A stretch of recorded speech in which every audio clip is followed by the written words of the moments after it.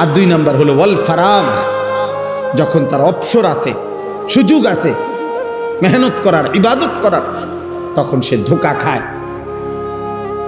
এখনো বহুত সময় বাকি, এখনো মাত্র 14 বছর, এখনো মাত্র 16 বছর, এখনো মাত্র 20 বছর, এখনো মাত্র উঠতি বয়স, ধোঁকা খায়, ধোঁকা খায়। আল্লাহ নবী সাল্লাল্লাহু আলাইহি সাল্লাম বলেন, এই 2 নিয়ামত পেয়ে বান্দা ধোঁকা খায়।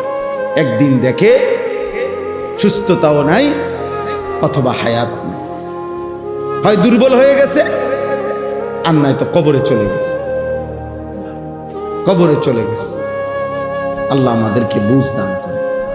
আমাদের এটা প্রত্যেকের, একটা ছেলে ভাবো আবার, এমন সুন্দর জীবন কেন নষ্ট করে দিবা, এমন হায়াত কেন নষ্ট করে দিবা? ধরে নাও এই সমাজের কেউ তোমার দিকে, তোমারে কেউ ধরতে পারলো না, ছুঁইতে পারলো না, তোমার চুল দেখা, চেহারা দেখা, তোমার এই অসৎ বেঈমানের মতো চুল চেহারা দেখে তোমাদের অনেক যুবককে আব্বা মানুষ কলিজা দিয়া ঘৃণা করে, এজন্য কেউ ডাকে না, কেউ ফিরাইতে চায় না, মনে করে যে এই চুল চেহারা আর সাথে যে 2-3টা দোস্ত তার সাথে, এগুলা চোর না, ডাকাত, সন্ত্রাসী না, চাঁদাবাজ, কোনটারে ধরে বয়, কোনটারে কূপ দিয়া লায়,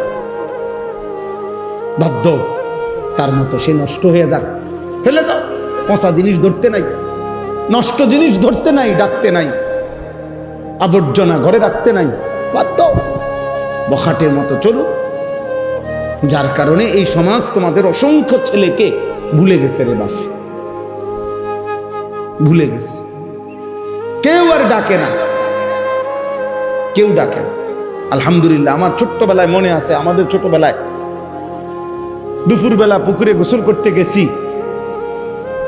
তো আমাদের নানার বাড়িতে একটা বট গাছ ছিল, বট গাছের একটা ডাল ছিল পুকুরের পাশে, এটা দিয়ে বারবার উঠতাম আর লাফ দিতাম পানি, ফলে গোসল করতে দেরি হয়েছে। কমপক্ষে 5 জন আইসা, একবার ছোট মামা, একবার বড় মামা, একবার মামা তো ভাই, এমন আপন জন অথবা গ্রামের স্বাস্থ্য নানা, ওনারা পর্যন্ত ডাক দিয়া দিয়া উঠাই দিছে, ওঠ দুষ্টামি করস, এখনো এতক্ষণ লাগেনি গোসল করতে। তো 5 জনে উঠাই দিছে। আমাদের গোসলের এই দেরিটাকে ওনারা মনে করছে আমরা দুষ্টামি।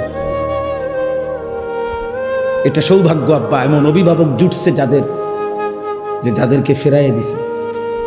আর এখন দুর্ভাগ্য তোমাদের, দুর্ভাগ্য 365 দিনে, খোদার 1 বছরে মুসলমান মা বাবার ঘরে ঘুমাইয়া এমন দুর্ভাগা যে কেউ তোকে কোনোদিন একদিন ফজরের নামাজের জন্য কেউ ডাকে নাই যে হায় মুসলমানের সন্তান আল্লাহকে সেজদা করবি কোন দিন।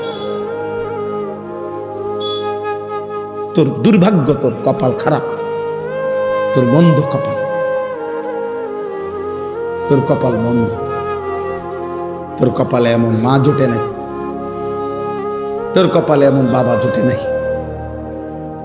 আফসুস বেটা, আফসুস, আফসুস, দুর্ভাগ্য এটা।